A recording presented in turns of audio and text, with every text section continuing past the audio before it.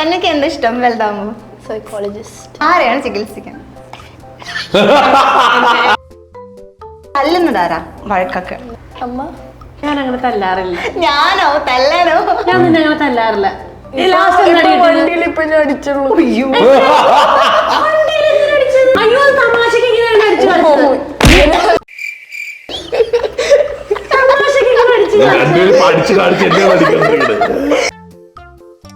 ലക്ഷ്മിയാണ് എന്റെ സോൾമേറ്റ് എന്ന് തിരിച്ചറിഞ്ഞ ആ ഒരു നിമിഷം ഏതായിരുന്നു? കണ്ടകശനി കൊണ്ടേ പോകുള്ളൂ എന്ന് അറിഞ്ഞ നിമിഷം. കാവച്ച് പറയാറുണ്ടാ, മറ്റന്നാളെ വേറെ പറയാമോ? ഒരു പരസ്പരം കൊടുക്കുന്ന ഒരു സപ്പോർട്ട് ഉണ്ട്, ഇവിടെ നിന്ന് അങ്ങോട്ടും അവിടെ നിന്ന് ഇങ്ങോട്ടും. എപ്പോഴും അങ്ങോട്ടും ഇങ്ങോട്ടും നമ്മള് സപ്പോർട്ട് ഉണ്ടാവൂലേ? അതിപ്പം ഭാര്യ ഭർത്താവൂലേ, ശത്രുക്കളല്ലല്ലോ. വീഡിയോസിലൊക്കെ വരുന്ന ഒരു സ്റ്റൈലും അതൊക്കെ ആരാ ചൂസ് ചെയ്യുന്നേ? അമ്മയുടെ സ്റ്റൈല്. നീ ഇത്രയും ദിവസം ഇട്ടോണ്ടിരുന്ന അങ്ങ് ബാഗി പാൻസ് വാങ്ങിച്ചെന്നാരാ? Cargo pants. അത് ഞാൻ സെലക്ട് ചെയ്യാൻ പറഞ്ഞിട്ടല്ലേ? പക്ഷെ ഞാനല്ലേ വാങ്ങിച്ചോണ്ട് വന്നത്. അത് പറഞ്ഞതാനും. ഹേ ഹേ എന്ത് വിധി ഇത്? മണ്ടത്തരം ചെയ്യുന്ന ആരാ? അച്ഛൻ. തുടങ്ങിയോ? സുരേഷ് ഗോപി അദ്ദേഹം ഈ ഭക്ഷണം വാങ്ങിച്ചു തരുന്ന കാര്യത്തിൽ സംഭവമാണല്ലോ. സുരേഷിനും ചില സ്ഥലങ്ങളിൽ ഇഷ്ടമുള്ള സ്ഥലങ്ങളിൽ വിളിച്ചിട്ട് പറയും, അത് എനിക്ക് ഇത് വേണം, ഇപ്പൊ നീ ചോറ് തിളപ്പിച്ചോ വെച്ചോ, ഞാൻ അവിടെ എത്തുമ്പോൾ കറക്റ്റ് ടൈം ആയിരിക്കും, അതിന്റെ കൂടെ പുളിശ്ശേരി വേണം, അതിന്റെ കൂടെ എനിക്ക് ഇന്ന തോരൻ വേണം, ഇന്ന ഫിഷ് ഫ്രൈ വേണം, ഇത് വേണം, അച്ചാറ് വേണം എന്നൊക്കെ ഉള്ളത് പറയും. വെട്ടം. ഓ വെട്ടം. ആ ഫിലിമും ആ ക്യാരക്ടറും സെലക്സ് അല്ല, ഫെലിക്സ്. ഫെലിക്സ്.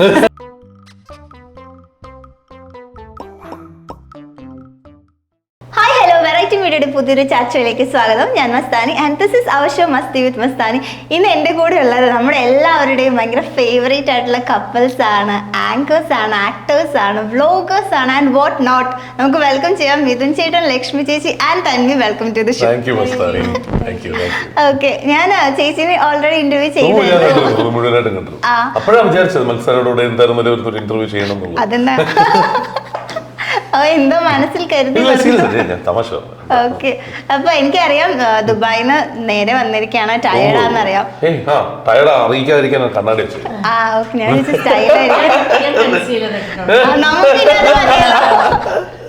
ഓക്കെ. അപ്പൊ എന്തൊക്കെയുണ്ട് വിശേഷം? സുഖം, നന്നായിരിക്കണം. ദുബായ് കാര്യങ്ങളെല്ലാം ഗംഭീരമായിട്ട് പോകുന്നുണ്ട്. ഇടയ്ക്ക് ഇവിടെ വന്ന് ഷോയും ചെയ്യുന്നുണ്ട്. അപ്പൊ അങ്ങനെ നന്നായിട്ട്. എനിക്ക് മിഥുൻ ചേട്ടനെ കുറിച്ച് പറയുമ്പോ എന്താ അറിയോ, ഫിലിംസ് ഒരുപാട് ചെയ്തിട്ടുണ്ട്, പക്ഷെ എനിക്ക് മിഥുൻ ചേട്ടൻ്റെ ഒരു ടേണിംഗ് പോയിന്റ് എന്ന് പറയുന്നത് എനിക്ക് കോമഡി ഉത്സവമായിട്ട് ഫീൽ ചെയ്തിട്ടുണ്ട്. ജനങ്ങൾക്ക് ഒരുപക്ഷെ എന്തെങ്കിലും നമ്മുടെ അടുത്തുള്ള ഇഷ്ടം തോന്നിയിട്ടുണ്ടെങ്കിൽ അത് കോമഡി ഉത്സവത്തിലൂടെയാണ്. ഒരു ആങ്കറിങ്ങിന്റെ തന്നെ രഞ്ജിനി ഹരിദാസ് ഒരു പുതിയൊരു ആങ്കറിങ് ഒരു രീതി കൊണ്ടുവന്നു, പക്ഷെ മിഥുൻ ചേട്ടൻ വേറൊരു ആങ്കറിങ് രീതി നമുക്ക് ഇൻട്രൊഡ്യൂസ് ചെയ്തെന്ന് വെച്ചാൽ ഇപ്പൊ വരുന്ന ഗസ്റ്റുകളുടെ പെർഫോമൻസ് കണ്ട് അത്രയും ആത്മാർത്ഥമായിട്ട് ഇങ്ങനെ ഉള്ളു തുറന്ന് ചിരിക്കുന്ന, കുട്ടികളുടെയൊക്കെ മുന്നിൽ മുട്ടുകുത്തി എന്ന് വിശേഷങ്ങളൊക്കെ ചോദിക്കുന്ന നിഷ്കളങ്കമായ ഒരു ആങ്കറിങ്. എനിക്ക് തോന്നുന്നു കോമഡി ഉത്സവത്തിന് ഏറ്റവും വലിയൊരു വിജയത്തിന്റെ ഒരു കാരണം കൂടി മിഥുൻ ചേട്ടനാ. ടീമിന്റെ വർക്കാണ് അത്. അതിനകത്ത് ഇപ്പൊ ഈ പറഞ്ഞതുപോലുള്ള കാര്യങ്ങളെല്ലാം വന്നിട്ടുണ്ടെങ്കിൽ അത് ഉറപ്പായിട്ടും ഇപ്പം അത് ചെയ്യേണ്ടത് ഡയറക്ടർ പറഞ്ഞാൽ എനിക്ക് ചെയ്യാൻ പറ്റില്ലല്ലോ. അപ്പൊ തീർച്ചയായും ആ ഡയറക്ടറിന്റെയും കൂടി ഒരു വിഷൻ ഉള്ളത് കൊണ്ടാണ് അങ്ങനെ നടന്നിട്ടുള്ളത്. ഉറപ്പായിട്ടും അതാണ് അതിന്റെ ഒരു ആ ടീം വർക്കിന്റെ ഒരു ഗുണമാണ്. പിന്നെ ഈ ഞാൻ പറഞ്ഞില്ല, ഇപ്പം ഒരു ആങ്കറിന് ചെയ്യാമെന്നുള്ളതിന്റെ പരിമിതികളിൽ ഏറ്റവും കൂടുതൽ എന്ന് പറഞ്ഞാൽ ഒരു പ്രസന്റേഷൻ അല്ലേ ചെയ്യാൻ പറ്റുള്ളൂ. അപ്പൊ മസ്താനിക്ക് ചോദ്യങ്ങളാണ് ചോദിക്കാൻ പറ്റുന്നത്. ഇപ്പൊ ഇപ്പുറത്തിരിക്കുന്ന ആളിനെ അനുസരിച്ചിരിക്കും കിട്ടുന്ന റെസ്പോൺസുകളും ഇതുമല്ല. അതുപോലെ തന്നെയാണ് ഒരു നന്നായിട്ട് പെർഫോം ചെയ്യുന്ന ഒരാളെ കിട്ടിയാൽ നമുക്ക് നമ്മുടെ ഇത് കൂടുതൽ കിട്ടുമല്ലോ. അങ്ങനെയാണ് അതിന്റെ ഒരു ഗുണം വരുന്നത്. അപ്പൊ അവർക്കാണ് അതിന്റെ ക്രെഡിറ്റ്സ് സത്യം പറഞ്ഞു. പക്ഷെ എന്നാലും ഒരു പ്രേക്ഷകർക്ക് ഒരു ഫേവറേറ്റ് ആണ്. ദൈവാനുഗ്രഹം, അത് കിട്ടിയ വലിയ കാര്യം. ഓക്കെ, ഇപ്പൊ നമ്മളിപ്പോ ലക്ഷ്മി ചേച്ചി എന്ന് പറയുന്നത് ആദ്യത്തെ ഫീമെയിൽ യൂട്യൂബ് ബ്ലോഗർ ആയിരുന്നു. അപ്പൊ എന്താ മലയാളത്തിലെ, അപ്പൊ എന്താണ് ഒരു പ്രൗഡ് അല്ലേ? ഇത് തുടക്കം തൊട്ട് ഇത് ശരിക്കും പറഞ്ഞാൽ അതിന്റെ ഒരു പാഷന്റെ പുറകെ പോയി എന്നുള്ളതാണ്. ഇതൊന്നും അതായത് ഒരുപക്ഷെ ഞാൻ പറഞ്ഞ യൂട്യൂബ് എന്ന് പറയുന്ന സംഭവത്തില് വലുതായി അധികം ആൾക്കാർ അങ്ങനെ ഇറങ്ങാത്ത ഒരു കാലഘട്ടത്തിൽ ഇറങ്ങി എന്നുള്ളതാണ് ഇത്. അന്ന് എനിക്ക് പോലും ശരിക്കും പറഞ്ഞാൽ ഈ യൂട്യൂബ് എന്ന് പറയുന്ന സാധനം ഇത്ര വലിയൊരു ബൂമാവും എന്നുള്ള ഒരു പ്രതീക്ഷ പോലും ഇല്ല. നമ്മള് ടെലിവിഷനും സിനിമയ്ക്കും ഒക്കെ ഇല്ലേ ഇമ്പോർട്ടൻസ് കൊടുക്കുന്നത്. ഇന്നല്ലേ നമ്മൾ ആ സാധനങ്ങൾ പോലും യൂട്യൂബിൽ കാണുന്നത്. അപ്പോ ഞാൻ പറഞ്ഞ ആ കാലഘട്ടത്തിലാണ് ലക്ഷ്മി ഇത് ചെയ്തു തുടങ്ങി എന്നുള്ളതാണ് പറയാനായിട്ട്. ഇവർ രണ്ടുപേരും സംസാരിക്കാതെ ഞാൻ മാത്രം സംസാരിക്കുന്നു. ഇവരെന്തോ വേറെന്തോ സംസാരിക്കുന്നുണ്ട്. അത് തൻവിയുടെ അടുത്തുള്ള ചോദ്യങ്ങൾ ഭയങ്കര സംഭവമായിരിക്കും പറഞ്ഞില്ലേ? അയ്യോ അല്ല ചോദ്യാ. അവിടുന്ന് ലക്ഷ്മി ചേച്ചി ഇങ്ങനെ കണ്ണൂരിട്ട് എന്തോ കാണിക്കുന്നത്. ഞാൻ അവളോട് എന്താ ടയേർഡാണ്, അതാണ്. ഓക്കെ, അപ്പൊ തൻവി ബോധൂല തുടങ്ങി. തൻവിക്ക് ദേഷ്യം വരുന്നുണ്ടോ? ദേഷ്യം വരുന്നുണ്ടാ? തൻവി എങ്ങനെ പെട്ടെന്ന് ഷോട്ടമ്പാടാണോ? അല്ലല്ലേ? ദേഷ്യം വരും തൻവിക്ക്? ഇപ്പൊ വരുന്നുണ്ടല്ലോ. ദേഷ്യം വരുന്നുണ്ടോടാ? നിനക്ക് തല്ലാൻ തോന്നുന്നുണ്ടോ?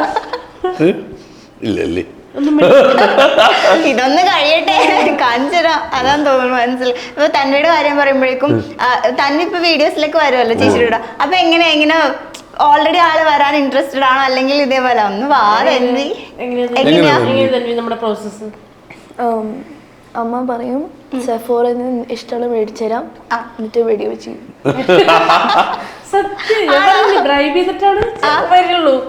അല്ലെങ്കിലും ബാലവേലയാണല്ലോ, ഒരു പൈസ കൊടുക്കുക അല്ലെങ്കിൽ സാധനം വാങ്ങിച്ചു കൊടുക്കുക വേണം. അതുകൊണ്ടാണ്. ഓക്കെ, ഏറ്റവും കൂടുതൽ തന്നെ എന്താ ആവശ്യപ്പെടുന്നത് ഇപ്പൊ വീഡിയോക്ക് വരണമെങ്കിൽ? മേക്കപ്പ്, സ്കിൻ കെയർ, ഇത് രണ്ടുമാണ് മെയിൻ. സ്കിൻ കെയറിന്റെ ഒന്നും ഒരു ആവശ്യം പോലും ഇല്ല, എന്നാലും സ്കിൻ കെയർ വേണം. ടീനേജിലല്ലേ, അപ്പൊ അവർക്ക് ഏറ്റവും ഇഷ്ടമുള്ള സാധനങ്ങളാണ് അതെല്ലാം. മിഥുൻ ചേട്ടൻ ഇപ്പൊ രണ്ട് ലേഡീസ് ആണ്, രണ്ട് ഗേൾസ് ആണ്. അപ്പൊ ഈ മേക്കപ്പും സ്കിൻ കെയറും അപ്പൊ ചേട്ടനത് എങ്ങനെ ഹാൻഡിൽ ചെയ്യും? ചേട്ടാ ഇടയ്ക്കിടയ്ക്ക് അതിന്റെ അടുത്ത് കുറച്ച് സാധനമൊക്കെ ഉപയോഗിച്ചു നോക്കും. അത്യാവശ്യം ഞങ്ങളുടെ എന്തൊക്കെ സ്കാർ എല്ലാം കൺസീലർ ഉപയോഗിക്കണൊക്കെ എനിക്ക് പഠിപ്പിച്ചു ഇവർ രണ്ടുപേരാണ്. ഞാൻ സത്യം പറഞ്ഞാല് അവിടെ നമ്മുടെ ഷോയിന് മുമ്പുള്ള മേക്കപ്പ് സെഷനിൽ വരയ്ക്കുന്ന ഉറങ്ങണ ആളാണ്. അതായത് വിജീഷ്, നമ്മുടെ കൂടെയുള്ള വിജീഷ് വന്നിട്ട് മേക്കപ്പ് ചെയ്യുമ്പോൾ ഞാൻ വിജീഷ് ഇട്ടോ ഞാൻ കുറച്ചിരുന്ന് ഉറങ്ങാം എന്ന് പറഞ്ഞിട്ട്, അപ്പൊ വിജീഷ് കഷ്ടപ്പെട്ടൊക്കെയാണ് അത് ചെയ്യാറ്. നമ്മുടെ കിട്ടുന്ന ടൈം കിടന്ന് ഉറങ്ങാൻ വേണ്ടിട്ട്. പക്ഷെ ഇവരാണ് അതൊക്കെ ഉപയോഗിക്കാൻ പഠിപ്പിച്ചത്. ഇപ്പൊ ഓൺ മേക്കപ്പ് ഒക്കെ ചെയ്യാൻ പഠിച്ചോ? ഞാന് കണ്ടില്ല. ഇപ്പൊ ഞാൻ പ്രോയാന്നൊക്കെ. ഇവര് ഞാൻ ആകെ മറ്റേ ഇതാണ് നമ്മളെ മറ്റേ ഇവരെല്ലാം മറ്റേ ഇങ്ങനെയൊക്കെ ചെയ്ത് ഇതൊക്കെ ചെയ്യുന്ന സമയത്ത് നമ്മള്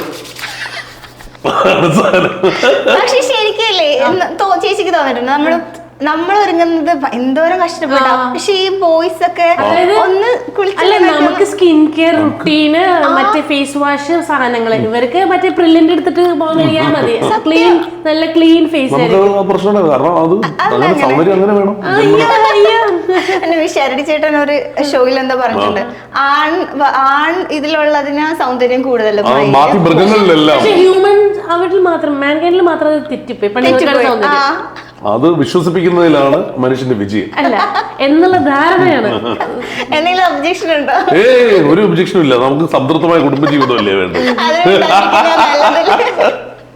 ഇപ്പൊ നിങ്ങളുടെ വീഡിയോസ് ഒക്കെ എടുക്കുമ്പോ ഓൾറെഡി ഇൻസ്റ്റയിലും യൂട്യൂബിലൊക്കെ നല്ല അടിപൊളിയായിട്ടൊക്കെ പോകുന്നു. അപ്പൊ ഒരു പരസ്പരം കൊടുക്കുന്ന ഒരു സപ്പോർട്ട് ഉണ്ട്, ഇവിടെ നിന്ന് അങ്ങോട്ടും അവിടെ നിന്ന് ഇങ്ങോട്ടും. അതെങ്ങനെയാ നിങ്ങൾ ഇങ്ങനെ മാനേജ് ചെയ്ത് കൊണ്ടുപോകുന്നത്? മാനേജ് ചെയ്യാനില്ലല്ലോ, നമുക്ക് എപ്പോഴും അങ്ങോട്ടും ഇങ്ങോട്ടും നമ്മള് സപ്പോർട്ട് ഉണ്ടാവൂലേ. അതിപ്പം ഭാര്യ ഭർത്താവൂലേ, ശത്രുക്കളല്ലല്ലോ. അതുകൊണ്ട് തീർച്ചയായും അങ്ങോട്ടും ഇങ്ങോട്ടും സപ്പോർട്ട് ഉണ്ടാവും. നമ്മൾ നമ്മുടെ അമ്മയ്ക്ക് വേണ്ടി ഒരു കാര്യം ചെയ്യുകയാണെങ്കിൽ, അല്ലെങ്കിൽ അമ്മ ഒരു കാര്യം ചെയ്യണമെങ്കിൽ നമ്മൾ സപ്പോർട്ട് ചെയ്യില്ലേ, അതുപോലെ എടുത്താൽ മതി. ഇത് ഭാര്യ ഭർത്താവാണ്, ഭയങ്കര പ്രശ്നമാണ്, റിലേഷൻഷിപ്പ് എന്നൊക്കെ എടുക്കുമ്പോഴൊക്കെ പ്രശ്നമായിട്ട് തോന്നുള്ളൂ. അല്ലെങ്കിൽ അത് സിമ്പിൾ ആയിട്ട് എടുക്കണ കാര്യം അറിയും, സത്യം അറിയും പ്രശ്നമാണെന്നുള്ളത്. പക്ഷെ അതിപ്പോ മനസ്സിലാവും. ഞാനൊരു വീഡിയോ കണ്ടിട്ടുണ്ട്, മറ്റേ തലേമിൽ ഇത് വെച്ചിട്ട് അടിച്ച് തിരിഞ്ഞു കഴിയുമ്പോ ബാക്കിൽ മൊത്തം വരാം. അതെ. ഇപ്പം തന്നോട് ചോദിക്കുമ്പോഴേക്കും അമ്മ ഇങ്ങനെ വീഡിയോസിനൊക്കെ വിളിക്കുമ്പോഴേ എങ്ങനത്തെ വീഡിയോസ് ചെയ്യണം കൂടുതൽ ഇഷ്ടം? എങ്ങനത്തെ വീഡിയോസ്? ഇപ്പൊ ചില വീഡിയോ പറയുമ്പോ തന്നെ പറയില്ലേ, ഈ വീഡിയോക്ക് ഞാൻ വരാം, അങ്ങനെ ഓടി പോകുന്ന വീഡിയോ ഏതാ? അങ്ങനെ ഏതെങ്കിലും ഒരു വീഡിയോക്ക് നീ ഓടി വീഡിയോ ചോദിക്കുന്നതായിരിക്കും എളുപ്പം. ഓക്കെ, ഏത് വീഡിയോസ്? ഡാൻസ് വീഡിയോസ് ഒക്കെ. ഡാൻസ് വീഡിയോസ് കേട്ടില്ല. ആണോ? ഡാൻസ് വീഡിയോസ് ഇഷ്ടമല്ല. ബാക്കി ആക്ടിംഗ് ഒക്കെ ഇഷ്ടം. ആക്ടിംഗ് വീഡിയോസ് ബെറ്റർ അല്ലേ? തന്നെക്ക് ഇങ്ങനെ ആക്ടിംഗ് ഒക്കെ ഇഷ്ടമാണ്. ഇനിയിപ്പോ വലുതാവുമ്പോ അമ്മേനെ പോലെ ഒരു യൂട്യൂബറോ വ്ളോഗറോ അങ്ങനെയൊക്കെ, അല്ലെങ്കിൽ അച്ഛനെ പോലെ ആങ്കറിങ്, ആക്ടിങ്, അതൊന്നും വേണ്ട. കണ്ട് മടുത്തത് കൊണ്ട് വേറെ എന്തെങ്കിലും ജോലി പിടിക്കാനായിരിക്കും സാധ്യത. തന്നെക്ക് എന്താ ഇഷ്ടം വലുതാവുമ്പോ? സൈക്കോളജിസ്റ്റ്. സൈക്കോളജിസ്റ്റ്. എന്താ റീസൺ?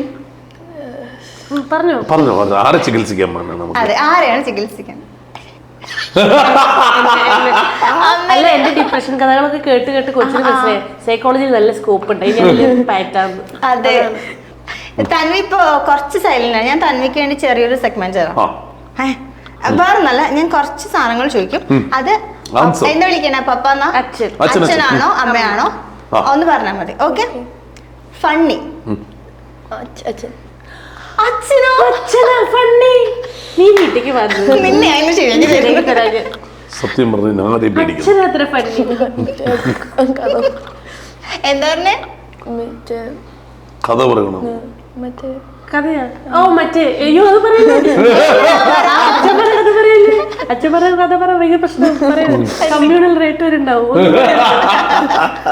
ഓ, അച്ഛൻ ഫണ്ണി സ്റ്റോറീസ് ഒക്കെ പറഞ്ഞുതരും. ഓക്കെ. സ്ട്രിക്റ്റ് ആരായി വരില്ലേ? ഞാൻ തന്നെ ശരിക്കും. പിന്നെ മാത്രല്ല അത് കാരണമുണ്ട്. എന്താന്ന് വെച്ചാൽ കൂടുതൽ സമയം കാണുന്നത് അമ്മയല്ലേ, അതെ അതെ, എന്നെക്കാളും കൂടുതൽ. ഞാൻ പറഞ്ഞ സമയമുള്ള എനിക്ക് ഇത് ചെയ്യുന്നുള്ളൂ. അപ്പൊ ആ സമയത്ത് ഞാൻ കുറച്ചുകൂടി ലിബറൽ ആയിരിക്കുമല്ലോ. അതേസമയം പഠിക്കുന്നത് ഇത് എല്ലാ കാര്യവും അമ്മയല്ലേ നോക്കണേ. അപ്പൊ അതുകൊണ്ടുള്ള ഒരു വ്യത്യാസം ഉണ്ടാവും ഉറപ്പായിട്ടും. അതുകൊണ്ട് അമ്മ സ്ട്രിക്റ്റ് ആവുന്നതാണ്. ഓക്കെ. അച്ഛന് ജോലി, വീട് മാത്രമല്ല, ഈ പറഞ്ഞ പോലെ ഞാൻ യാത്രയുണ്ട്. അപ്പൊ അതെല്ലാം കഴിയുമ്പോൾ നമുക്ക് കിട്ടുന്ന ടൈം ഉള്ളത് ആ സമയത്ത് കൂടി വഴക്കുണ്ടാക്കാൻ പറ്റില്ലല്ലോ. ഓക്കെ. പക്ഷെ മാർക്ക് വരുന്ന ദിവസം കുറച്ച് സ്ട്രിക്റ്റ് ആവാറുണ്ട്. ആണല്ലേ? അപ്പൊ റോൾ ഇങ്ങോട്ടും ഇങ്ങോട്ടും ചേഞ്ച് ആവും. കഴിഞ്ഞ പ്രാവശ്യത്തെ മാർക്ക് വേണേ പറഞ്ഞു കൊടുക്കുന്നത്. ഞാൻ പറയട്ടെ പ്ലീസ്. ഇപ്പൊ പറയാം. ഇപ്പൊ സ്ട്രിക്റ്റ് ആരാന്ന് മനസ്സിലായി. ഓക്കെ. ഫ്രണ്ട്ലി ആരാ? രണ്ടുപേരും ഫ്രണ്ട്ലിയാ. അതെനിക്ക് തോന്നിയിട്ടുണ്ട് വീഡിയോസ് കാണുമ്പോൾ. ഓക്കെ. സ്റ്റഡീസിൽ ഹെൽപ്പ് ചെയ്യുന്നത് ആരുമില്ല. ട്യൂഷനൊക്കെ പറയാൻ പറഞ്ഞിട്ടില്ലേ? ഇതൊക്കെയാണ് നിന്നെ ഞാൻ വീട്ടിൽ നിന്ന് പറഞ്ഞു പഠിപ്പിച്ചത്. ട്യൂഷനാരൊക്കെ ഹെൽപ്പ് ചെയ്യാറ്? ആരാ കോർഡിനേറ്റ് ചെയ്യാറ്? അമ്മ. പേടിപ്പിച്ച് പറയുന്നില്ല, അതുകൊണ്ട് ഞാൻ പറഞ്ഞു പറയിപ്പിച്ചതല്ല. അക്സെപ്റ്റ് ചെയ്യാനൊരു മടിയല്ലേ? ഓക്കെ. തല്ലുന്നതാരാ? വഴക്കൊക്കെ അമ്മ. ഞാൻ അങ്ങനെ തല്ലാറില്ല. ഞാനോ? തല്ലാനോ? ഞാൻ നിന്നെ അങ്ങനെ തല്ലാറില്ല.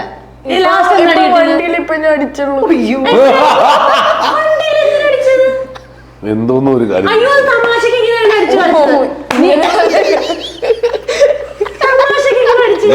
പഠിച്ചു കാണിച്ച് എന്നെ തമാശക്ക് അടിച്ചു കാണിച്ചാണ്. നീ ഇങ്ങനെ കാണിച്ചപ്പോ അത് ഞാൻ കാണിച്ചു കൊടുക്കണ. ഇപ്പൊ എനിക്ക് പിന്നെ ചേട്ടനൊരു അവസ്ഥ അവിടെ ഇവിടെ. ഓക്കെ. അടുത്തത് ആരുടെ അടുത്താ കൂടുതൽ ഗോസിപ്പ് പറയുന്നത്? അമ്മ. Thank you. എങ്ങനെയാ ഫ്രണ്ട്സിന്റെ ഗോസിപ്പ് ഒക്കെ ഒന്ന് പറയാറുണ്ടോ? അമ്മ തിരിച്ച് ഗോസിപ്പ് പറയാറുണ്ടോ? ഓക്കെ. മണ്ടത്തരം ചെയ്യുന്ന ആരാ? അച്ഛൻ.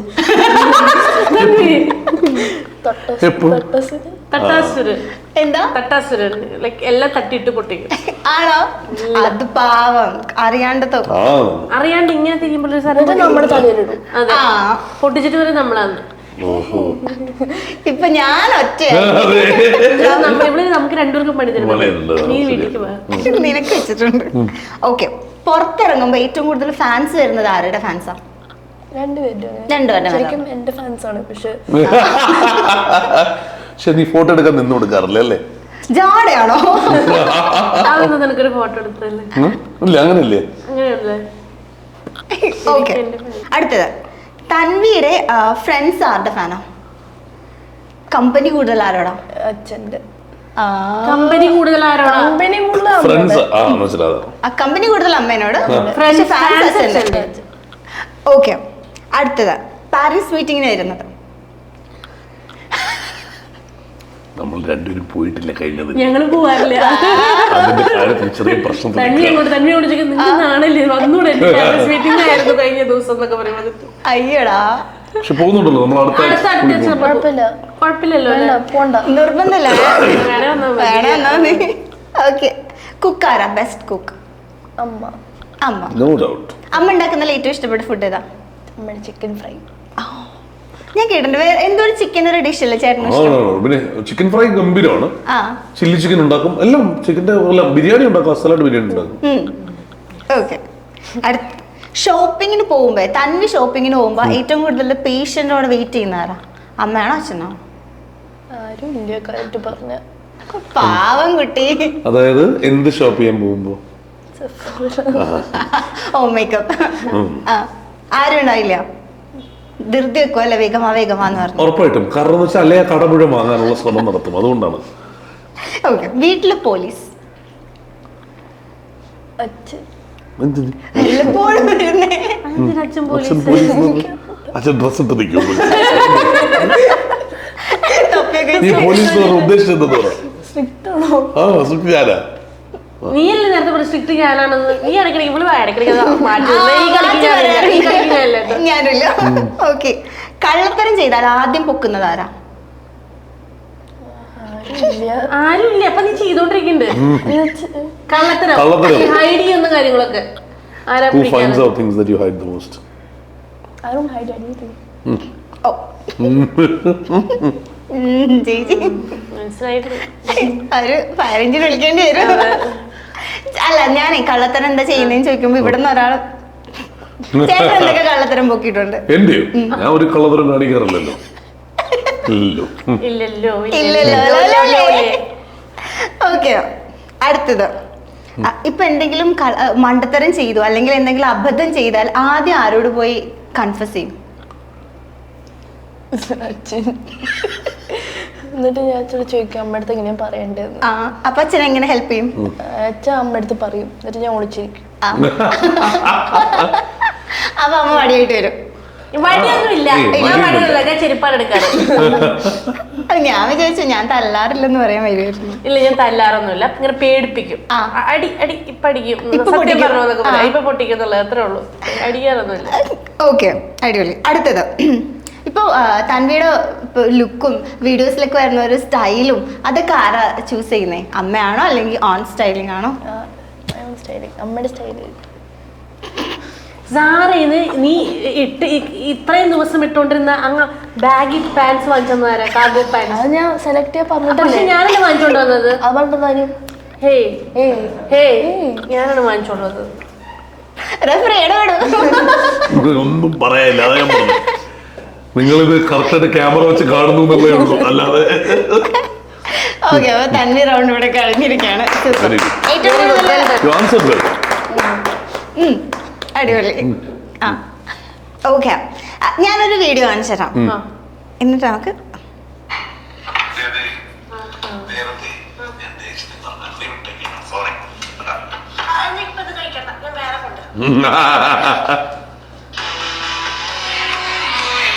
ഈ നമ്മുടെ ദാമ്പത്യ ജീവിതത്തിൽ സോറിക്ക് ഭയങ്കര വലിയൊരു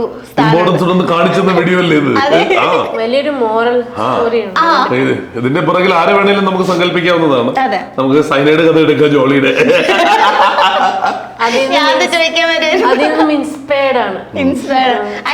ഇതൊക്കെ റിയൽ, ഈ കോണ്ടന്റ് ഒക്കെ റിയൽ ലൈഫിൽ നിന്നാണ് വരുന്നത്. ഇതാ കൊടുക്കുന്നത് എപ്പോഴെങ്കിലും ദേഷ്യം വന്നിട്ട് ഇൻസ്പയർ ചെയ്തല്ലേ നമുക്ക്. ബാക്കിയുള്ള കോണ്ടന്റ് ഒക്കെ ഏതാ? ഇപ്പൊ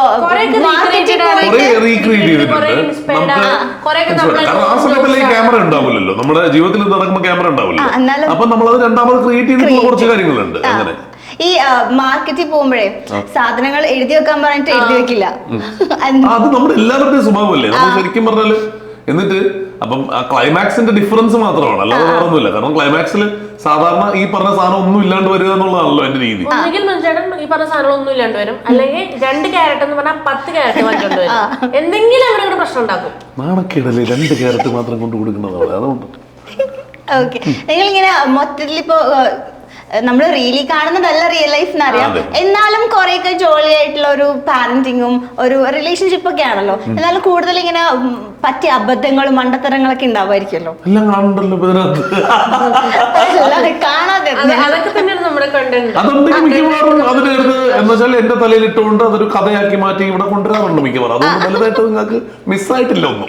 ഇല്ലല്ലേ, എനിക്ക് ആ ഒരു ടെൻഷൻ ഉണ്ടായിരുന്നു, ഞങ്ങൾ എന്തെങ്കിലും മിസ്സാക്കി. ഏതാണ്ട് എല്ലാം ഇതിനകത്ത് കൊണ്ടുവന്നിട്ടുണ്ട്. ഓക്കെ, നമുക്ക് എന്തായാലും ഓക്കെ തന്നിക്ക് ഒരു റൗണ്ട് കൊടുത്തു, അപ്പൊ നിങ്ങൾക്ക് ഒരു റൗണ്ട് ഉണ്ടോ? അന്ന് അവിടെ റൗണ്ട് ഒന്നും തന്നില്ലല്ലോ. എന്തോ എക്സ്പ്രഷൻ അല്ല, ഒരു കളി കളിച്ചില്ലേ?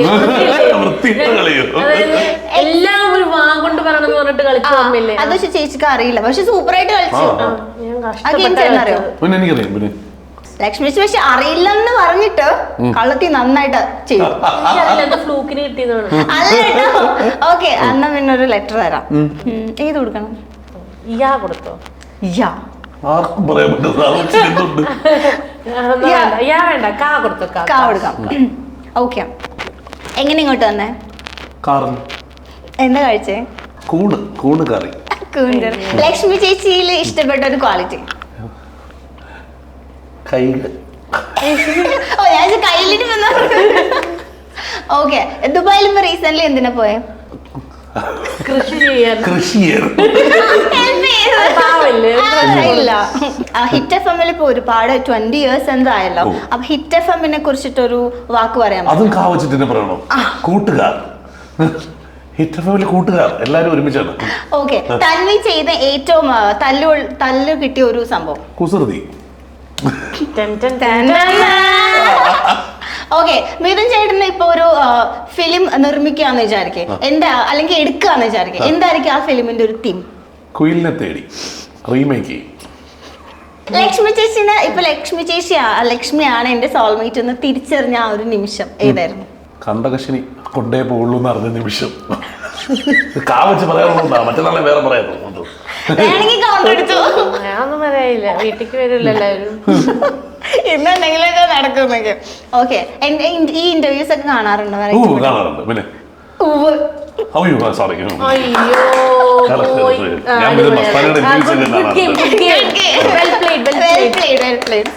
പക്ഷെ നമ്മൾ ശരിക്കും ഗെയിമിലേക്ക് പോവാം.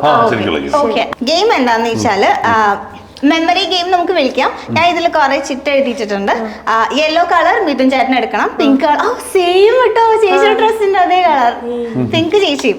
അപ്പൊ ഇതിൽ കുറച്ച് എന്തെങ്കിലുമൊക്കെ വേർഡ്സ് തന്നോ, അത് കാണുമ്പോ ഓർമ്മ വരുന്ന ഇൻസിഡന്റോ മെമ്മറീസോ എന്തെങ്കിലും ഷെയർ ചെയ്യാം. എനിക്ക് ഇന്നലെ കഴിച്ചത് എന്താന്ന് പോലും ഓർമ്മയില്ലാത്ത ഇൻസിഡന്റ് ഓർക്കാൻ. എന്നാൽ അതിനെ കുറിച്ച് എന്തെങ്കിലും പറയാനുണ്ടെങ്കിൽ ഓക്കെ തുടങ്ങിക്കോ.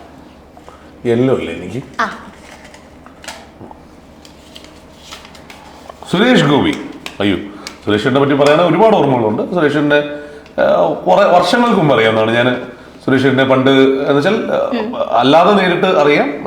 ഞാൻ പണ്ട് കോളേജിൽ പഠിക്കുന്ന സമയത്ത് നമ്മുടെ ആർട്സ് ക്ലബ് ഇനോഗ്രേഷന് വേണ്ടിയിട്ട് വിളിക്കാൻ പോയി അന്ന് തൊട്ട് ഉള്ളൊരു അടുപ്പമുണ്ട്.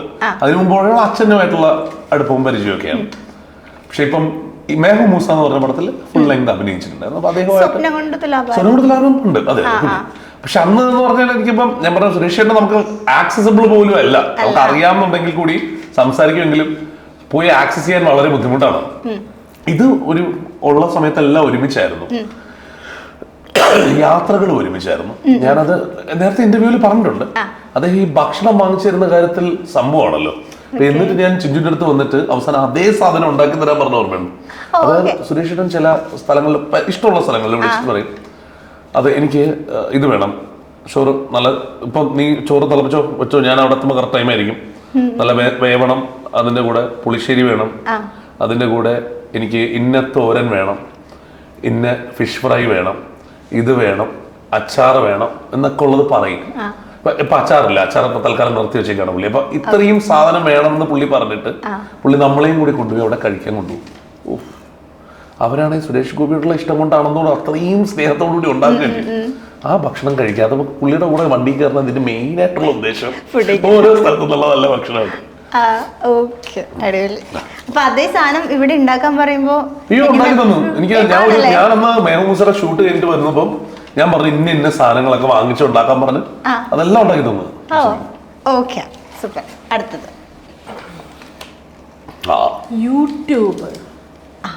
യൂട്യൂബ്, ഇൻസ്റ്റാഗ്രാം, എന്തും സോഷ്യൽ മീഡിയ. യൂട്യൂബിനെ കുറിച്ച് പറയണോ? യൂട്യൂബിലുള്ള ഓർമ്മ പറഞ്ഞാൽ മതി. ഞാൻ ഇപ്പോൾ ഒരു 9-10 years ആയിട്ട് യൂട്യൂബ് സ്റ്റാർട്ട് ചെയ്തിട്ട് എനിക്ക് വളരെ അടുത്താണ് ആക്ച്വലി മറ്റേ സിൽവർ പ്ലേ ബട്ടൺ കിട്ടിയത്. എനിക്ക് ഇപ്പോഴും സബ്സ്ക്രൈബേഴ്സ് വളരെ കുറവാണ്. അതുകൊണ്ട് എല്ലാവരും പ്ലീസ് സബ്സ്ക്രൈബ് ചെയ്യണം. പക്ഷെ ചേച്ചി കഴിഞ്ഞ ഇന്റർവ്യൂലും പറഞ്ഞു ഇപ്പൊ വ്ലോഗ് ഇടാനൊക്കെ ആൾക്ക് ഷോർട്സ് കാണാലോ. ഓക്കെ, അതാണ് മെമ്മറി.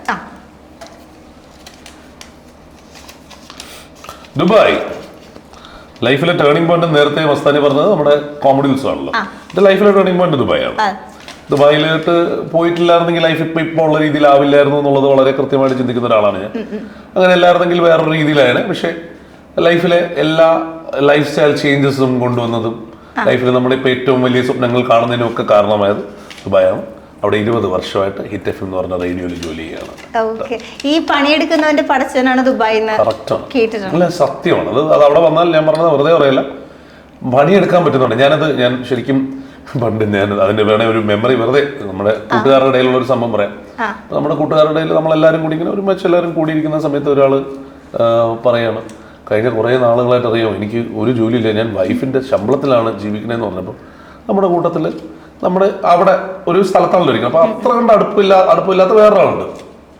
അപ്പോൾ പുള്ളി ഇച്ചിരി മദ്യപിച്ചിട്ടുണ്ട്. പുള്ളി ഇങ്ങനെ നിന്നിട്ട് പറഞ്ഞു അത് നിന്റെ മടി കാരണമാണ്. അപ്പം നമ്മളെല്ലാവരും നോക്കിയിട്ട് പറഞ്ഞു, പുള്ളി ഭയങ്കര വിഷമിച്ച് പറഞ്ഞാണ് ഇത്രയും ഇതാണ് ഞാൻ ഒരു വർഷമായിട്ട് ജോലി ഇല്ലാണ്ടിരിക്കുകയാണ്. അപ്പം പുള്ളി പറഞ്ഞു ഞാനേ പണ്ട് ഇവിടെ ഇത് വർക്ക് ചെയ്തിരുന്നു, അത് കഴിഞ്ഞ് എനിക്ക് ഇത് പറ്റി ഒരു ക്രമക്കേടിൽ എനിക്ക് ജയിലിൽ പോകേണ്ടി വന്നു, തിരിച്ചു വന്നു. ഞാൻ എന്താ കണ്ടില്ല ഇപ്പം ഇതായി ബില്ല് വാങ്ങിച്ചു. എന്താ ചെയ്തത്? ഞാൻ ഡ്രൈവറായിട്ട് പോകും, ഇതായിട്ട് പോകണമെങ്കിൽ വാലേ പറഞ്ഞിന് പോകും. ഇത് ഇപ്പൊ പുള്ളി പറഞ്ഞത് കേട്ട് ഞാൻ കുറച്ചു നേരത്തേക്ക് ശരിക്കും ആലോചിച്ചു. സത്യമാണ്, നമ്മൾ ഈ കോളറിന്റെ വ്യത്യാസങ്ങൾ അല്ലെങ്കിൽ നമുക്ക് ഈ പറയുന്ന ജോബ് ഡിഗ്നിറ്റി എന്നൊക്കെ പറയുന്ന നമ്മൾ ഉണ്ടാക്കി മനസ്സിൽ വെച്ചേക്കുന്ന സാധനം മാറ്റിക്കഴിഞ്ഞാൽ മാന്യമായി എന്ത് ജോലിയും ചെയ്ത് പണം ഉണ്ടാക്കാൻ കഴിയുന്ന സ്ഥലമാണ് ദുബായ്. അതൊരു ഭയങ്കര സംഭവമാണ്. അവിടെ എല്ലാവരും പറയാം എക്സ്പെൻസീവ് ആണെന്ന്. നമ്മൾ കണ്ടിട്ടുണ്ട്, അതായത് ഷെയറിങ് അക്കോമഡേഷനുകളിൽ ഇതൊന്നും ഇല്ലാണ്ട് ഈ പറയുന്ന വേണ്ട പ്രിവിലേജസ് എല്ലാം വേണ്ടെന്ന് വെച്ചു നമ്മളെല്ലാവരും ആഘോഷിക്കുന്ന ദുബായാണല്ലോ കൂടുതൽ കാണാറ്. എന്നാൽ ഏറ്റവും കൂടുതൽ ആൾക്കാരുള്ളത് ഇതൊന്നും ഇല്ലാണ്ട് അവർ അന്നത്തെ കാര്യം മാത്രം നോക്കി ചിലപ്പോൾ ഒരു എക്സ്ട്രാ റവന്യൂ ഉണ്ടാക്കാൻ വേണ്ടി വേറെ ജോലിയും ചെയ്ത് വരുന്ന ആൾക്കാരാണ്. അപ്പൊ അതുകൊണ്ട് ദുബായ് സംതിങ് ഇപ്പൊ പറഞ്ഞ പോലെ തന്നെ പണിയെടുക്കുന്നവരുടെ പടച്ചവൻ തന്നെയാണ്.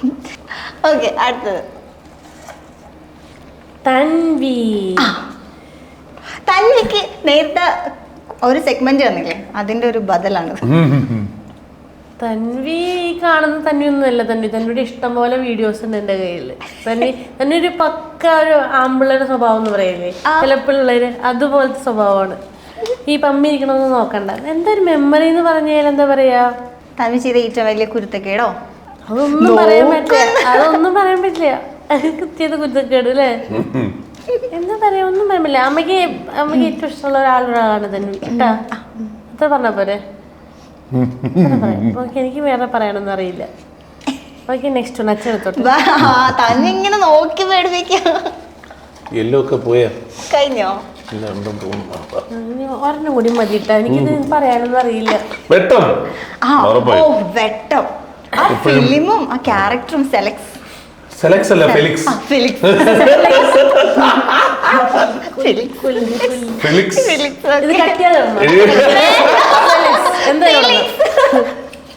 ഫെലിക്സ് ആണ് എപ്പോഴും പല ആൾക്കാർ ഇപ്പോഴും തിരിച്ചറിയുന്ന ഫെലിക്സ് ആയിട്ട് തിരിച്ചറിയാറുണ്ട്.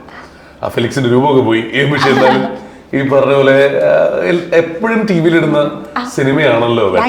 അപ്പൊ അതാണ് മാത്രം റിപ്പീറ്റ് വാല്യൂ ഉള്ള സിനിമയാണ്. ശരിക്കും അതാണ് കുറച്ചേരം കണ്ടിരിക്കാൻ തോന്നും. എല്ലായിടത്തും ഇത്രയും കൺഫ്യൂഷൻ. നമ്മൾ ശരിക്കും ഞാൻ ഈയിടയ്ക്ക് നമ്മുടെ ഈ ബെൽസ് പാലസിക്ക് തൊട്ട് മുമ്പ് ഞാൻ വന്നത് മൊണാർക്ക് ഹോട്ടലിലാണ്. മൊണാർക്ക് ഹോട്ടലിലായിരുന്നു നമ്മുടെ ഷൂട്ടിംഗ് മുഴുവൻ. ഞാൻ അവിടെ മുഴുവൻ കറങ്ങി നടന്നു. ഇപ്പൊ കഴിഞ്ഞ ഒരു വർഷമായിട്ടുള്ളൂ ഞാൻ അവിടെ തിരിച്ചുപോയി അവിടെ സ്ഥലം കാണുകയൊക്കെ ചെയ്തു. ശരിക്കും ഇത് വെട്ടം ഒരു ഭയങ്കര എക്സ്പീരിയൻസ് ആണ്. ബേസിക്കലി എന്താന്ന് വെച്ചാൽ നമ്മൾ സ്വപ്നം കാണുന്നതാണല്ലോ. ഇപ്പൊ ഈ പറഞ്ഞ പോലെ പ്രിയദർശൻ സാറിന്റെ കൂടെ അഭിനയിക്കണം എന്നൊക്കെ പറയുന്നത് നമ്മുടെ ജീവിതത്തിലെ ഏറ്റവും വലിയ ആഗ്രഹമാണ്. അപ്പൊ അവിടെ അത്രയും സ്വാതന്ത്ര്യത്തിൽ അത് അഭിനയിക്കാൻ സാധിക്കുക. ദിലീപേട്ടനെ പോലുള്ള ആൾക്കാര്, ഉദയകൃഷ്ണ, സിബി തോമസ്, അവര് പിന്നെ ആ ടീം എന്ന് പറഞ്ഞാൽ ആലോചിക്കണം. അതും ഇത് കാരവന് മുമ്പുള്ള ഒരു കാലഘട്ടമായിരുന്നത് കൊണ്ടുള്ള ഏറ്റവും വലിയ ഗുണം കിട്ടിയ ഒരാളാണെന്ന് ഞാൻ പറയും. ഞാൻ കാരണം എന്താന്ന് വെച്ച് കഴിഞ്ഞാൽ അന്ന് കാരവൻ ഇല്ലല്ലോ. അപ്പൊ എങ്ങനെയാന്ന് വെച്ചാൽ ഇപ്പൊ നമ്മുടെ ഊട്ടി മറ്റേ തെന്നാലി വീട്ടിലാണ് ഷൂട്ടിങ്ങില്, തെന്നാലി വീടിന്റെ ബാക്ക് സൈഡില് എല്ലാരും കൂടി വട്ടമിട്ട് കസേരയിട്ട് ഇരുന്നിട്ട് അവിടെ ഇരുന്ന് അങ്ങോട്ടും ഇങ്ങോട്ടും മറ്റേ പണി കൊടുക്കലും തമാശയുമാണ്. അപ്പം ആലോചിക്കേണ്ടത് വെച്ചാൽ ആ ടീം ആലോചിക്കണം. നെടുമുടി വേണമെന്നില്ല, ലളിത ആന്റി, അല്ല സുകുമാരി ആന്റി, അങ്ങനെ ഇന്നസെന്റ് ചേട്ടൻ, എല്ലാവരും, ജഗദീഷ് ശ്രീകുമാർ, അങ്ങനെ ഒരു ഫുൾ ജഗദീഷ്, മണിച്ചേട്ടനൊക്കെ പിന്നെയും അപ്പുറത്തെ സൈഡാണ്. ശരിക്കും പറഞ്ഞാൽ അവരെയൊന്നും മിക്കവാറും ഇവിടെ കിട്ടൂല. കാരണം ഇതെന്ന് പറഞ്ഞാൽ നമ്മുടെ ഈ ഗ്യാങ് ഇതാണല്ലോ, മറ്റേ കുമ്മളാഞ്ചേരിയിലെ അമ്മമ്മ ഗ്യാങ്ങാണ്, ജനാർദ്ദൻ സാർ, അവരെല്ലാരും ഇങ്ങനെ വന്നു കൂടി, ഹനീഫിക്ക, എല്ലാരും കൂടെ ഉണ്ടാവും. അപ്പൊ ഇതിനിടയിൽ അങ്ങോട്ടും ഇങ്ങോട്ടും മറ്റേ കൊടുക്കൽ വാങ്ങലുകൾ കേട്ടിരിക്കാൻ തന്നെ രസമാണ്. അപ്പൊ ഞാൻ പറഞ്ഞ എനിക്ക് തോന്നുന്നത് ഒരുപക്ഷെ അത് കഴിഞ്ഞ കുറച്ച് നാളും കൂടി കഴിഞ്ഞപ്പോൾ എനിക്ക് വാനിറ്റി വാനുകളും കാരവാനുകളും ഒക്കെ വന്നതിന് ശേഷം എല്ലാവരും തമ്മിൽ ഇങ്ങനെ ഇരുന്ന് സംസാരിക്കുന്ന ഒരു സംഭവം ഉണ്ടെന്ന് എനിക്ക് അറിയില്ല, അത് ഞാൻ കാണാറുമില്ല. അപ്പൊ അതുകൊണ്ട് പിന്നെ എനിക്ക് തോന്നുന്നു നമ്മൾ സിനിമയിലൊക്കെ ആയപ്പം നമ്മളെല്ലാവരും ന്യൂ ആൾക്കാരായ, നമ്മളല്ല സോറി ഞാൻ പറഞ്ഞ 7 സിനിമയൊക്കെ ആയിരുന്ന സമയത്ത് എല്ലാവരും, ചാക്കോച്ചനാണ് അന്ന് കാരവനുള്ളത്, ബാക്കി എല്ലാവർക്കും വെളിയിലൊക്കെ ഇരുന്നായിരിക്കും ഇത് ചെയ്യുന്നുണ്ടാവും. പക്ഷെ ഞാൻ പറഞ്ഞ അന്ന് ചാക്കോച്ചൻ പോലും കൂടെ വന്നിരുന്ന 7സിലൊക്കെ നമ്മൾ അത് അനുഭവിച്ചു. പക്ഷെ ഞാൻ പറഞ്ഞ വെട്ടത്തിന്റെ ഏറ്റവും വലിയ ഓർമ്മ അതാണ്. അത്രയും സീനിയർ ആയിട്ട് നമ്മൾ ഏറ്റവും കൂടുതൽ ബഹുമാനിക്കുന്ന ആർട്ടിസ്റ്റുകളുടെ കൂടെ ഇങ്ങനെ ഇരിക്കാൻ കഴിഞ്ഞു എന്നുള്ളത് ഏറ്റവും വലിയ. പക്ഷെ അതിന്റെ ക്ലൈമാക്സും എത്ര കണ്ടാലും അതിന്റെ സ്ക്രിപ്റ്റ് എനിക്ക് ആകെ മനസ്സിലുണ്ടാവുക പ്രിയദർശന് മാത്രമല്ലേ ഉണ്ടാവുള്ളൂ, വേറെ ആർക്കും ഉണ്ടാവും.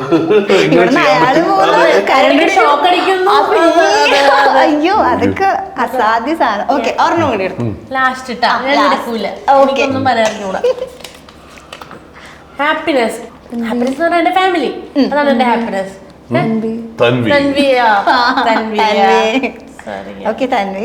നീ പറഞ്ഞോണ്ട് നിർബന്ധിച്ചോണ്ട് ഞാൻ എന്റെ പേര് പറയാം. Happiness is my family. ഞാൻ എടുക്കൂല കേട്ടാ, രണ്ടിലും അവസാനിപ്പിക്കും. ശരി, യുവർ ലവ് സ്റ്റോറി. നമ്മുടെ ലവ് സ്റ്റോറി പുള്ളിക്കാരി പറഞ്ഞതാ, ഏതാണ്ട് എല്ലായിടത്തും പറഞ്ഞിട്ടുണ്ടെന്ന് തോന്നുന്നു. ആദ്യം ശരിക്കും പറഞ്ഞാൽ അവരുടെ അടുത്ത് വെച്ച് കണ്ടപ്പോൾ ഞാൻ ആങ്കർ ചെയ്തോണ്ടിരിക്കുകയായിരുന്നു. അപ്പൊ ആ സമയത്ത് ഞാൻ ശ്രദ്ധിച്ചിട്ടില്ല, ഞാൻ കണ്ടിട്ടില്ല. അത് കഴിഞ്ഞിട്ടാണ് പിന്നെ നമ്പർ വാങ്ങുന്നു, സത്യമായിട്ട് ഞാൻ ശ്രദ്ധിച്ചില്ല. അപ്പൊ അത് കഴിഞ്ഞിട്ട് പിന്നെ നമ്മളതിങ്ങനെ ചാറ്റ് ചെയ്ത് നേരിട്ട് കണ്ട് ഇങ്ങനെ കുറെ പ്രാവശ്യം നേരിട്ട് കണ്ട്. അന്ന് ശരിക്കും പറഞ്ഞാൽ സ്കൂളിൽ പഠിക്കണേ ഉള്ളൂ. അപ്പൊ ആ സമയത്തുള്ള സ്കൂളിൽ പഠിക്കുന്നുള്ളൂ, അതായത് +2 പഠിക്കുന്നുള്ളൂ. അപ്പൊ ആ സമയത്ത് ഇപ്പൊ നമ്മള് പുറത്തൊക്കെ കറങ്ങാനൊക്കെ പോകുന്നതെന്ന് പറഞ്ഞു കഴിഞ്ഞാൽ എവിടെയെങ്കിലും എന്തെങ്കിലും ഗെയിം കളിക്കാനൊക്കെ പോവുക. മറ്റേ മാജിക് പ്ലാനറ്റ്, അമ്യൂസ്മെന്റ് ഇതൊക്കെ ഇല്ലേ, വില്ലേജുകളൊക്കെ ഇല്ലേ, നമ്മുടെ മറ്റേ ഇതെടുത്തിട്ട് വേണ്ടി ടിക്കറ്റ് ഒക്കെ കിട്ടുന്ന സാധനമില്ലേ, അതൊക്കെ കളിക്കാനൊക്കെയാണ് പോവുക. അങ്ങനെ അങ്ങനെ കുറെ പ്രാവശ്യം അങ്ങനെയൊക്കെ പോയി കഴിഞ്ഞപ്പം അമ്മയുടെ ചെവിയിലെത്തി. അമ്മ ഇത് ചെയ്തു, പക്കനെ പിടിച്ച് കെട്ടിച്ചു. എന്നാൽ ആ ഒരു മൊമെന്റ് ഞാൻ നേരത്തെ മറ്റു ഗെയിമിൽ ചോദിച്ചത് ശരിക്കും ചോദിക്കാണ്, ഇതാണ് എന്റെ സോൾമേറ്റ് എന്ന് ആ തോന്നിയ ആ ഒരു മൊമെന്റ് ചെയ്തായിരുന്നു. അല്ല, നമുക്ക് അത് ഞാൻ പറയണമെന്ന് വെച്ചാൽ അത് കല്യാണത്തിന് ശരിക്കും പറഞ്ഞാൽ അതായിരിക്കും എനിക്ക് തോന്നുന്നു. കല്യാണം അതിന് കുറച്ച് കഴിഞ്ഞായിരിക്കും നമ്മളിത് ലൈഫ് ലോങ് നമ്മുടെ ഇതെന്തായാലും നമ്മൾ ഒരുമിച്ചായിരിക്കും എന്നുള്ള തോന്നുന്ന മൊമെന്റ്സ് ഒരുപക്ഷെ കല്യാണം കഴിഞ്ഞിട്ടാണ് ഉണ്ടാവുക. അത് തീർച്ചയായും അങ്ങനെ ഒരുപാട് മൊമെന്റ്സ് ഉണ്ടായിരുന്നു. ഓക്കെ, അപ്പൊ ഇട്ടോളൂ. അപ്പൊ നമ്മുടെ ഈ ഒരു സെഗ്മെന്റ് കഴിഞ്ഞു. അടിപൊളി.